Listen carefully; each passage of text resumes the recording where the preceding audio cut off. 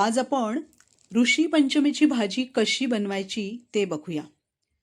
ह्या भाजीमध्ये सर्व प्रकारच्या भाज्या वापरल्या जातात.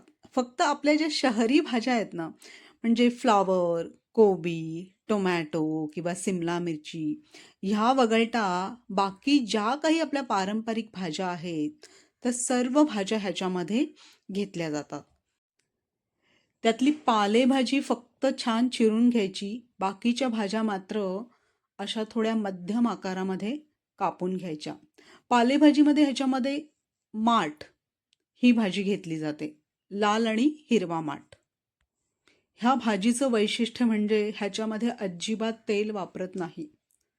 एखादं मोठं पातेलं घेऊन ते खूप गरम करायचं.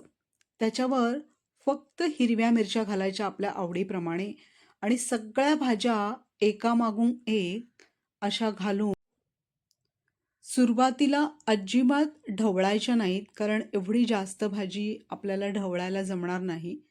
त्याच्यामुळे एकामागून एक अशा भाज्या घालायच्या.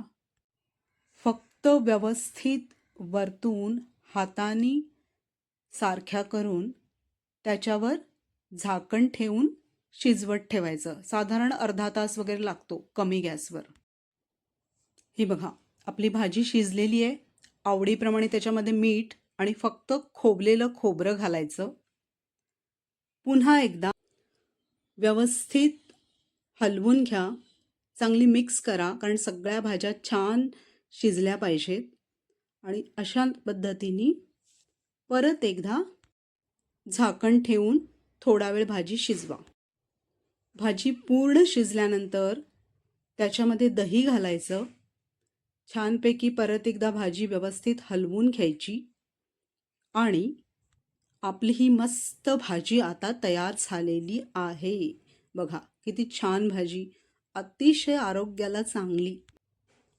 तर छानपैकी पारंपरिक पद्धतीने केळीच्या पानावर भाजी, भाकरी, दही आणि मिरची असा बेत म्हणजे आपला ऋषी पंचमीचा उपवास सुफळ संपूर्ण झाला म्हणून समजा.